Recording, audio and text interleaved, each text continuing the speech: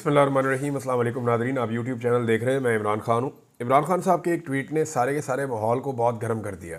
ये ट्वीट उन्होंने क्यों किया, इसके ऊपर पाकिस्तान तहरीक इंसाफ की क़यादत भी स्टेटमेंट्स दे रही है और इसके ऊपर जो हुकूमती लोग हैं वो भी ये कह रहे हैं कि इतना सख्त ट्वीट आने के बाद मुज़ाकरात का मुस्तकबिल क्या होगा। इमरान खान साहब की कोई असेसमेंट है वो मैं आपके साथ शेयर करूँगा, लेकिन पहले मैंने पिछले वीलॉग में आपसे कहा था कि हमारे कुछ सहाफ़ी दोस्त हैं, अब वो ये बार बार शिकवा करते हैं, उन्हें एतराज़ है कि सोशल मीडिया पर पाकिस्तानी अवाम उन पर तनकीद क्यों करती है। यानी उन्हें माफिया कहा जाता है, मीडिया का माफिया, बुग़्ज़ी कहा जाता है, मुनाफिक कहा जाता है, लफाफा खोर कहा जाता है। हमारे लोगों को 2 नंबर और बैरूपिया क्यों कहा जाता है। हर सहाफ़ी के हवाले से, यानी चंद सहाफ़ी तो ऐसे हैं जिनके बारे में बाकायदा लोगों ने अपनी एक राय बनाई हुई है। ये अलकाबात सहाफ़ियों को क्यों दिए जाते हैं। देखिए, हमारे यहाँ पे पाकिस्तान में एक ट्रेंड था कि सहाफ़ी जो हैं उनको कोई कुछ नहीं कह सकता, तो वो जिसको जो मर्ज़ी कहे। तो यहाँ पे ये भी एक ट्रेंड था कि जो पॉलिटिकल लोग हैं, पॉलिटिकल एलीट है, वो एक दूसरे के साथ सियासत खेलते थे। थोड़ी सी गाली ये उसको देता था, वो इसको देता था, तो ये लोग बर्दाश्त करते थे, इन्हें पता था नूरा कुश्ती है। लेकिन जैसे ही इसके बीच में एक मिडिल क्लास का आदमी आया और उसने कहा कि भाई तुम भी चोर हो, तुम भी चोर हो, तो इन्हें बहुत बुरा लगा। यानी अगर नवाज शरीफ बेनज़ीर को चोर कहे और बेनज़ीर नवाज शरीफ को चोर कहे, दोनों बर्दाश्त कर लेते हैं, लेकिन नीचे से अवाम उठे और उठ के जरदारी को और नवाज शरीफ दोनों को चोर कहे तो वो अवाम का दिया हुआ ताना बर्दाश्त नहीं करते कि ये कीड़े मकोड़े कैसे हमें चोर कह सकते हैं। तो सोशल मीडिया के ज़रिए से पहली मरतबा आम आदमी के पास अपनी आवाज़ निकालने का एक मौका आया। ये गली मोहल्लों में लोग कहते थे, चौकों चौराहों में कहते थे, लेकिन मुंह तक ये बात नहीं पहुंचती थी। अब हुआ ये है कि उनके मुंह तक ये बात पहुंच जाती है सोशल मीडिया के ज़रिए से, तो उन्हें तकलीफ़ हो रही है कि ये कीड़े मकोड़े, ये कमज़ोर लोग, ये कैसे हमारे ख़िलाफ़ जो है वो तनकीद कर सकते हैं या हमारे ऊपर उंगली उठा सकते हैं। यही कुछ पाकिस्तान के मीडिया के साथ भी हो रहा है। मैं कुछ हक़ाइक़ आपके सामने रखता हूँ, शायद मीडिया को समझ आ जाए कि दुनिया बदल गई है और मीडिया के हमारे लोग जो हैं वो ख़ुद को बदल नहीं पाए। मैं चंद चीज़ें आपको बताता हूँ कि इमरान खान के दौर में मीडिया मुखालिफ कानून बनाने का जब सिर्फ जिक्र हुआ था तो कैंप लग गए थे सहाफ़ियों के और एहतजाज शुरू हो गए थे और बहुत आवाज़ उठाई गई थी कि जनाब ये कानून हम नहीं बनने देंगे। आज इमरान खान साहब का दौर जाने के बाद वो कवानीन बन गए हैं, उन पे अमल दरामद हो रहा है, सहाफ़ियों को बहुत तकलीफ़ दी जा रही है, लेकिन कोई आवाज़ नहीं उठ रहा। तो ये पाकिस्तानी देख रहे हैं ना।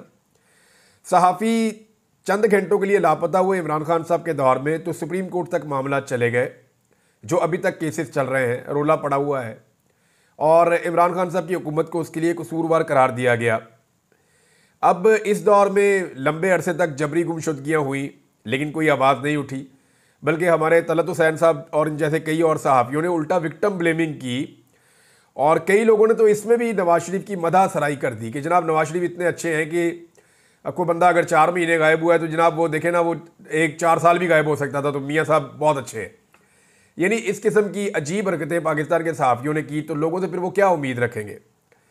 महंगाई जब बहुत कम थी इमरान खान साहब के दौर में तो पाकिस्तान का मीडिया बहुत ज़्यादा दिखाता था। आज जब महंगाई बहुत ज़्यादा है तो पाकिस्तान का मीडिया उस पर बात ही नहीं करता, कवरेज बिल्कुल सिरे से गायब है। धांधली जब इमरान खान साहब के दौर में बात की जाती थी तो हुआ ये था कि जो जीते हुए बंदे थे वो पीटीआई के अंदर शामिल हुए थे और कहा जाता था ये एस्टेब्लिशमेंट इसमें रोल प्ले कर रही है। और दूसरा, कराची के अंदर कहा जाता है कि पाकिस्तान तहरीक इंसाफ को कुछ सीटें जितवाई गई, लेकिन सेंट्रल पंजाब में तहरीक इंसाफ की सीटें छीनी गई। इसके बहुत सारे गवाह मौजूद हैं। तो ये कहा जाता था कि धांधली और हर इलेक्शन में 19-20 तो एस्टेब्लिशमेंट करती है। तो उसके ऊपर ज़मीन आसमान के कलाबे मिला दिए जिन सहाफ़ियों ने। वो अभी जो फार्म 47 वाली जाली वारदात हुई है, पूरे पाकिस्तान के अंदर इलेक्शन का नक्शा बदल दिया है, बेड़ा गर्क कर दिया गया अरबों रुपए में कराए जाने वाले इलेक्शन का। इसके ऊपर वो सहाफ़ी चूं तक नहीं करते। तो आम देख रही है कि सारी दुनिया को पता है पाकिस्तान में धांधली हुई है, लेकिन पाकिस्तान की मीडिया को सांप सूंघा हुआ है। अब कैप्टन सफदर का दरवाज़ा टूटता है कराची में, मरियम नवाज उनके साथ मौजूद होती है। कैप्टन सफदर को गिरफ्तार करना मकसद होता है। तो इस मामले को लेकर, और एक मामला और था, फरियाल तालपुर को रात के वक्त जेल में शिफ्ट किया गया था। ज़मीन आसमान के कलाबे मिलाए गए और इसको जुल्म अजीम करार दिया गया। मगर आज आपके सामने कि चादर चार दीवारी का तकद्दुस पामाल होता है, ख़वातीन की रिकॉर्ड गिरफ्तारियां होती हैं, सड़कों पर औरतों को घसीटा और मारा जाता है, बच्चों के ऊपर टॉर्चर किया जाता है, ख़वातीन को अगवा किया जाता है, लेकिन इसके ऊपर किसी किस्म की कोई आवाज़ नहीं उठाता। मीडिया बिल्कुल चुप है, इसको जुल्म करार नहीं देते। नवाज शरीफ अपने प्लेटलेट्स गिराकर मुल्क से निकल गया तो वो इनकलाबी लीडर करार दिया गया पाकिस्तान की मीडिया की जानिब से। इमरान खान जेल में सख्त तरीन हालात का सामना कर रहा है, लेकिन उसे भगौड़ा और बुज़दिल कहते हैं कि लेट गया। तो फिर इसीलिए तो गुस्सा करते हैं पाकिस्तान के लोग कि आपकी मुनाफकत है, आपकी दोहरी पॉलिसी है। अब नून लीग और पीपल्स पार्टी और फजलुर रहमान को एहतजाज के लिए इमरान खान साहब जब फ्री हैंड देते थे कि आ जाओ जितना मर्जी एहतजाज करो, तो उस वक्त की हुकूमत जालिम थी। और आज कंटेनर ही कंटेनर लग जाते हैं, आंसू गैस है, तशद्दुद है, गिरफ्तारियां हैं, गोलियां हैं, लोगों को मार दिया गया, जबरी गुमशुदगियां कर दी गई, लेकिन फिर भी ये हुकूमत मजलूम है। तो ये जो एक दोहरा म्यार है पाकिस्तान की मीडिया का, ये भी वजह बनता है। 6% की तरक्की इमरान खान साहब के दौर में हो तो मईशत बहुत ख़राब है।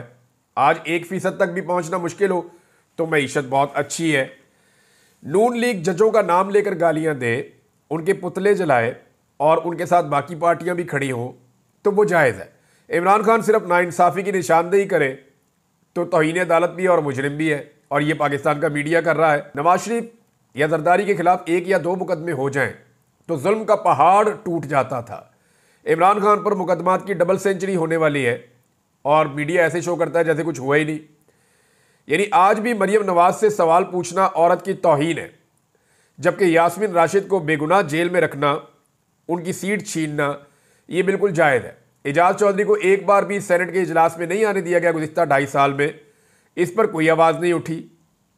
मुल्क की मईशत और अमन अमान को मुकम्मल बर्बाद करने के बावजूद मौजूदा रजीम बड़ा मोहतरम है आपकी नज़र में, तो इस मुनाफकत और 2 नंबरी की वजह से लोग आप पर एतबार नहीं करते और ना आपको पसंद करते हैं, बल्कि आपके खिलाफ आवाज़ उठाते हैं।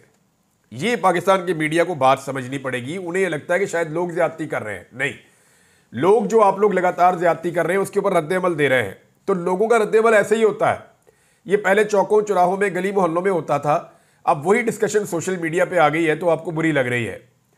अब नाज़रीन आ जाए इमरान खान साहब की असेसमेंट के ऊपर। देखें, जो पॉलिटिकल असेसमेंट है या सियासी हालात का अंदाज़ा है, मेरे ख्याल में वो गुज़िश्ता चंद सालों में इमरान खान से बेहतर किसी ने नहीं लगाया था। इमरान खान साहब ने पूरे सिस्टम को बेनकाब कर दिया।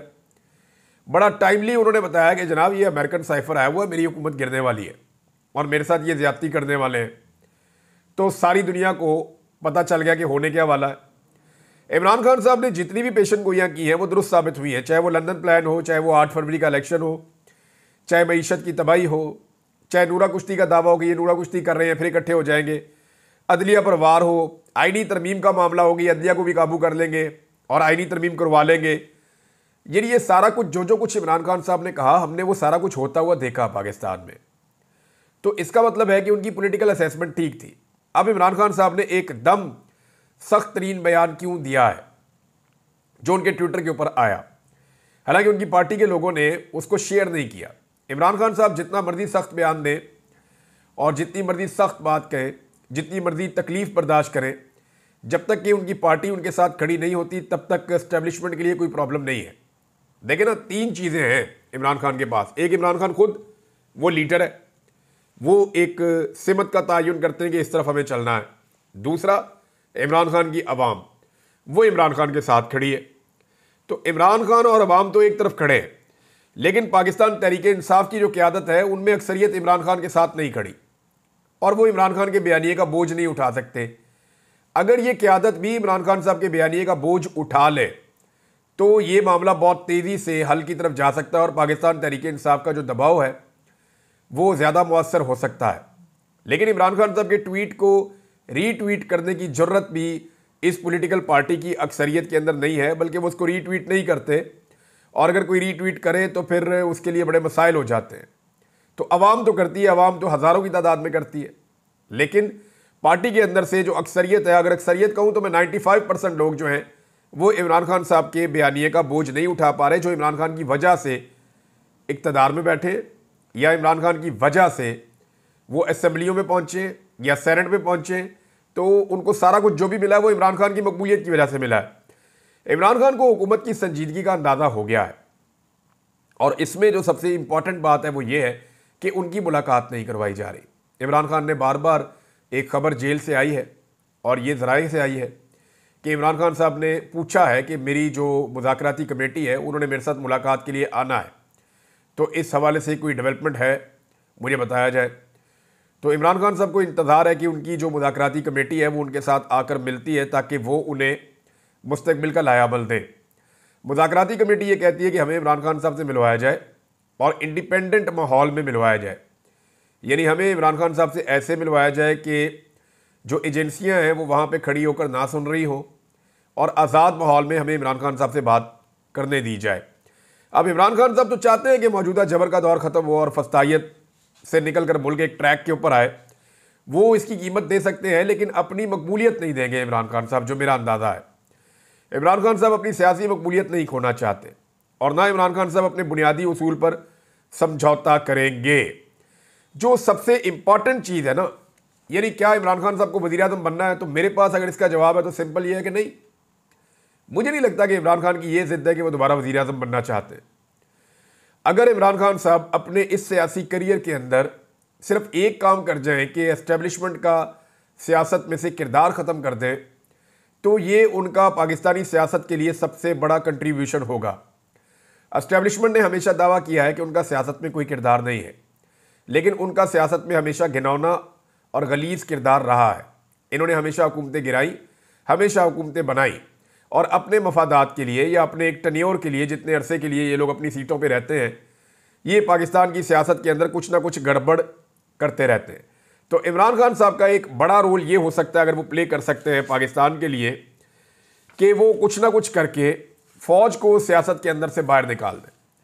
यानी इमरान खान के लिए ज़्यादा इंपॉर्टेंट नहीं है, 72 साल उनकी उम्र है, क्या उनके लिए ज़रूरी है कि वो दोबारा वज़ीर-ए-आज़म बन जाए तो अच्छी बात है, उनका ये हक़ है कि वो बन जाए, क्योंकि वो इतने बड़े पॉलिटिकल लीडर हैं, उनकी इतनी फॉलोइंग है, तो उन्हें बनना चाहिए। लेकिन अगर वो वज़ीर-ए-आज़म नहीं भी बनते, क्योंकि उनकी ना तो औलाद ने सियासत में आना है, ना उनकी बीवी ने सियासत में आना है, ना उनके ख़ानदान में से किसी ने फ्यूचर में सियासत करनी है, तो अगर उनका कोई इतना लंबा चौड़ा स्टेक नहीं है, नवाज शरीफ को तो पता है ना कि आने वाली नस्लें भी मैंने चलानी है, मरियम के बच्चे भी चलाने हैं मैंने, हुसैन के बच्चे भी चलाने हैं मैंने, तो इसी तरह शहबाज शरीफ को पता है कि मैंने भी अपने बच्चे चलाने हैं आगे, जरदारी को पता है कि बिलावल को वज़ीर-ए-आज़म बनाना है और बिलावल के बच्चे भी चलाने हैं आगे। तो इन्होंने तो पूरा एक तरीक़ाकार बनाया हुआ। फजल रहमान साहब का बच्चा है, वो भी लॉन्च हो गया। ANP जो है वहाँ पे वो बच्चों की अब हुकूमत आ गई है, वो आगे और चलेंगे। तो इसी तरह हर पॉलिटिकल पार्टी की एक लेगेसी जो आगे चलेगी। शाह महमूद कुरैशी साहब के बच्चे हैं, परवेज़ इलाही साहब के बच्चे हैं, चौधरी शुजात हुसैन के बच्चे हैं, लेकिन इमरान खान का ये मामला नहीं है। इमरान खान इस सिस्टम का हिस्सा ज़रूर है, लेकिन उनको ये पता है कि ये अपने ख़ानदान का आखिरी पॉलिटिशियन है, इसके बाद इसने और कोई बंदा लेकर नहीं आना या फैमिली में से कोई बंदा नहीं लेकर आना। तो इमरान खान साहब के पास सिर्फ इतना ही स्टेक है ना कि वो जितना अरसा रह गया उसमें इज़्ज़त की सियासत करें। तो इसमें जो उनका सबसे बड़ा एक कंट्रीब्यूशन हो सकता है इमरान खान साहब का, कि वो कुछ ना कुछ करके फ़ौज का सियासी किरदार ख़त्म कर दें, और यही सबसे इंपॉर्टेंट चीज़ है जो इमरान खान साहब कर सकते हैं। रूल ऑफ लॉ आ जाए पाकिस्तान में, जमहूरियत की आज़ादी आ जाए, आज़ादी इज़हार राय आ जाए, बुनियादी इंसानी हकूक़ आ जाए पाकिस्तान में। नाज़रीन, जो मौजूदा सूरत हाल है इसमें जो सबसे ज़्यादा फंस गई है वो पाकिस्तान की एस्टेब्लिशमेंट है। देखिए, वो दोनों तरफ उनके लिए बड़ा मसला है। अगर पाकिस्तान की एस्टेब्लिशमेंट इस वक्त मुज़ाकरात की तरफ जोर डालती है या इमरान खान साहब के बाहर आने के लिए जो रुकावटें हैं उन्हें ख़त्म कर देती है या अपने आप को न्यूट्रल करती है, तो इसमें जो पॉलिटिकल पार्टीज इस वक्त इक़्तिदार में हैं वो सारी एस्टेब्लिशमेंट की दुश्मन हो जाएंगी। पाकिस्तान तहरीक-ए-इंसाफ और पाकिस्तान के अवाम पहले ही शिकवा कर रहे हैं, और अगर ये जो पॉलिटिकल पार्टीज जिनको जाली हुकूमत दी गई है ये भी अगर एस्टेब्लिशमेंट के खिलाफ हो जाती हैं तो एस्टेब्लिशमेंट बिल्कुल तन्हाई का शिकार हो जाएगी। ये पाकिस्तान के अंदर की सिचुएशन है। लेकिन अगर यही एस्टेब्लिशमेंट हुकूमत का साथ देती चली जाती है और हुकूमत की ख्वाहिश के मुताबिक और अपनी ख्वाहिश के मुताबिक मामलात को वैसे ही चलाती है जैसे माजी में चलाया 3 साल तक, तो इसमें आलमी तौर पर तन्हाई का शिकार हो जाएंगे और आलमी दबाव बढ़ता चला जाएगा। तहरीक-ए-इंसाफ जो है वो मुज़ाकरात की हुज्जत तकरीबन तमाम कर चुकी है। इमरान खान साहब की ट्वीट के बाद अब ऐसा दिखाई देता है कि शायद हुकूमत को ही अब आगे बढ़ना पड़ेगा और इमरान खान साहब को इन मुज़ाकरात के अंदर कोई कामयाबी नज़र नहीं आ रही। तो ऐसी सूरत हाल में वो अपनी पार्टी को अगले एहतजाज के लिए तैयार कर रहे हैं और एक मोमेंटम बनाया जा रहा है कि नई एहतजाजी तहरीक का आगाज़ किया जा सके। इमरान खान साहब के ट्वीट के बाद पाकिस्तान तहरीक इंसाफ की लीडरशिप ने एक बड़ी तगड़ी प्रेस कॉन्फ्रेंस तो की है, मगर अभी तक जो सबसे हसास मामला है लापता अफराद के हवाले से, उस पर कोई हिकमत अमली सामने नहीं आई और ना ही पाकिस्तान तहरीक इंसाफ अपने 13 शोहदा को इंसाफ दिलाने के मामले का आगाज़ कर सकी है। याद रखें, इमरान खान साहब की तहरीक गुज़िश्ता तकरीबन 2.5 साल से ज़्यादा हो गए हैं, वो चल रही है और इस तहरीक के अंदर अब खून शामिल हो चुका है। किसी भी तहरीक में जब खून शामिल हो जाता है तो फिर उसको रोकना बहुत मुश्किल हो जाता है। 13 लाशें पाकिस्तान तहरीक इंसाफ ने दफनाई हैं, जबकि उनके बकौल उनके 50 के करीब लोग अभी तक लापता हैं और हुकूमत जो है उसके लिए एक के बाद एक बुरी खबर आती चली जा रही है। पाकिस्तान पीपल्स पार्टी जो है वो काबीना के अंदर शामिल नहीं होना चाह रही और वो अब हुकूमत को धमकियां लगा रहे हैं। वजह यह है कि उनको भी आइडिया है कि जो गैर मकबूलियत थी इस हुकूमत की, वो मकबूलियत में बदलने में वो नाकाम रहे हैं, ना ही पाकिस्तान के हालात ठीक हो सक रहे हैं। अभी जो 2 खबरें आई हैं मेरे पास, इन 2 खबरों को अगर आप देखें तो एक तो गवर्नर स्टेट बैंक ने इंकशाफ किया है, siyaasat.pk ने इसको छापा कि ज़र मुबादला ज़खायर मुस्तहकम दिखाने के लिए स्टेट बैंक ऑफ पाकिस्तान ने मकामी मार्केट से रिकॉर्ड 9 अरब डॉलर्स खरीदे हैं। ये बहुत बड़ी खबर है, इसकी तफसीलात मैं आपको बाद में बताऊंगा, इसका इम्पैक्ट क्या होगा, ये चीज़ें आपके सामने मैं रखूंगा। कतर एयरवेज ने पाकिस्तान में अपने दफातर बंद कर दिए हैं। ये भी रोज़ाना कोई ना कोई बड़ी कंपनी, कोई ना कोई बड़ा इदारा जो है वो पाकिस्तान को छोड़कर जाता है और पाकिस्तानी बहुत बड़ी तादाद में पाकिस्तान को छोड़कर जा रहे हैं। यहाँ से ब्रेन ड्रेन हो रहा है, लोग अपना पैसा निकाल कर पाकिस्तान से बाहर ले जा रहे हैं। अगर आप सिर्फ UAE का डाटा चेक करेंगे, पाकिस्तानियों ने गुज़िश्ता 1 साल के अंदर यानी 2024 में कितने पैसे की जायदादें सिर्फ UAE में खरीदी हैं, तो आपके रोंगटे खड़े हो जाएंगे। अब सबको अपनी अपनी मकबूलियत की पड़ी है, तो मरीम नवाज ने भी एक जालसाजी शुरू की है और वो जालसाजी ये है कि वो मुख्तलिफ जगहों पे जा रही हैं, प्लान्ड इवेंट्स कर रही हैं और उसकी बुनियाद के ऊपर चंद नौजवानों के बीच में अपने आप को घेरा डलवा के वो ऐसे कैमरे से फुटेज बनवा के अब ये तासुर बना रहे हैं कि PMLN की मकबूलियत वापस आ रही है। और इसमें भी कुछ सहाफ़ियों को भी शामिल किया गया है जो आने वाले दिनों में ये दानिश्वर हैं, ये कहेंगे खुल खुला के जनाब देखें, मरीम नवाज की शबाना रोज़ मेहनत की वजह से जो नून लीग की मकबूलियत कम हो गई थी वो मकबूलियत पंजाब में वापस आ रही है। ये चीज़ें आप सुनेंगे आने वाले दिनों में। हमारे बहुत सारे सहाफ़ी ऐसे हैं जो ये बातें करेंगे। अब मैं स्पेशली सुहेल बड़ाइश साहब और इनके जो सोच के लोग हैं वो लोग आपको ये कहते हुए नजर आएंगे कि नून लीग की मकबूलियत मरीम नवाज वापस लेकर आ रही है। लेकिन यहाँ पे एक जो है वो लेटर सर्कुलेट कर रहा है। एक तो मरीम नवाज ने झूठ बोला, वो झूठ मैं आपके सामने रख देता हूँ क्योंकि बार बार इनको झूठ बोलने की आदत है। गलत बयानी इन्होंने की कि सरगोदा में कार्डियोलॉजी अस्पताल जनाब हमने बना दिया और हमने ये शुरू कर दिया है और इसका नाम जो है वो नवाज शरीफ के नाम पे रख दिया है। लेकिन जो हकीकत है वो ये है कि 2022 में चौधरी परवेज लाई ने कार्डियोलॉजी अस्पताल सरगोदा का आगाज़ किया था पाकिस्तान तहरीक इंसाफ के दौर में 2022 के इख्तिताम से पहले। तो मरीम नवाज ने इसको अपने खाते में डालने की कोशिश की, लेकिन पाकिस्तान तहरीक इंसाफ ने सारा रिकॉर्ड निकाल के सामने रख दिया। शहबाज शरीफ ने भी जो वेंटिलेटर्स पाकिस्तान में बन रहे हैं उनको अपने खाते में डालने की कोशिश की, लेकिन पाकिस्तान तहरीक इंसाफ के सोशल मीडिया ने 2020 की खबरें निकाल के सामने रख दी कि जनाब आज से 4 साल पहले पाकिस्तान तहरीक इंसाफ के दौर में ये प्रोजेक्ट मुतारिफ हो चुका है और पाकिस्तान वेंटिलेटर्स बना रहा है। मैंने उस दौर में एक वीलॉग भी किया था जब दुनिया को वेंटिलेटर्स की बहुत ज़्यादा ज़रूरत थी। उस वक्त पाकिस्तान ने कुछ एक्सपोर्ट्स भी शुरू की थी और बहुत सारी दीगर मशीनरी और वेंटिलेटर्स पाकिस्तान ने तब बनाए थे 2024 में। लेकिन अब ये दावा कर रही थी पहली दफ़ा पाकिस्तान ने अब बनाया, तो ये झूठ बोल रहे हैं। तो ये 2 झूठ जो हैं वो इन्होंने 24 घंटे में बोले। और एक और चीज़ मैं आपको बताता हूँ कि जब भी मरीम नवाज किसी तालीमी इदारे में जाती हैं तो वो पूरा तालीमी इदारा बंद कर दिया जाता है, चाहे वो पंजाब यूनिवर्सिटी हो या कोई और इदारा हो। अभी ये जो एक सर्कुलेशन सामने आ रही है, एक लेटर सर्कुलेट कर रहा है, इसमें जनाब बताया गया है कि तलबा को छुट्टी है जी, क्योंकि मरीम नवाज आ रही हैं यूनिवर्सिटी में। DC को और DPO को बेचारे को मुसीबत पड़ी हुई होती है, मरीम नवाज को पहुंचाया जाता है, जितने तलबा हैं उनको छुट्टी दे दी जाती है। यानी कैसी अजीब बात है कि यूनिवर्सिटी में वज़ीर आला ने आना है और तलबा की छुट्टी, आप नहीं आ सकते क्योंकि वज़ीर आला ने आना है। और वहाँ पे जो है वो सहाफ़ियों की भी छुट्टी, मकामी सहाफ़ियों को भी इजाज़त नहीं है, अपने साथ जो सहाफ़ी चंद लेकर आने हैं उनको ही लेकर आना है जो उस इलाके को नहीं जानते, जो वहाँ के लोगों से बातचीत नहीं कर सकते। तो सहाफ़ी भी फारिग, तलबा भी फारिग, और अपने बंदे वहाँ पे बैठा के या तलबा का एक ग्रुप बैठा के जिनको डरा के धमका के वहाँ पे पूरा इवेंट कर लेना और बाद में फ़ोटो सेशन करके रोला डाल देना कि जनाब बहुत ज़्यादा मकबूलियत हो गई है। तो ये अब इनका तरीका वारदात है, अभी तक ये चल रहा है। एक चीज़ अभी शेर अफजल मरवत ने बताई है और पाकिस्तान तहरीक इंसाफ इसको क्लियर कर चुकी है कि 5 इमरान खान साहब को अब तक ऑफर्स की गई हैं। एक पाकिस्तान से बाहर जाने की ऑफ़र है, वो 3 मरतबा की गई है, और जेल से बाहर निकाल कर बनी गाला या दीगर जगह पे शिफ्ट करने की जो ऑफ़र है खैबर पख्तूनख्वा में, वो ऑफ़र भी 2 मरतबा की गई है।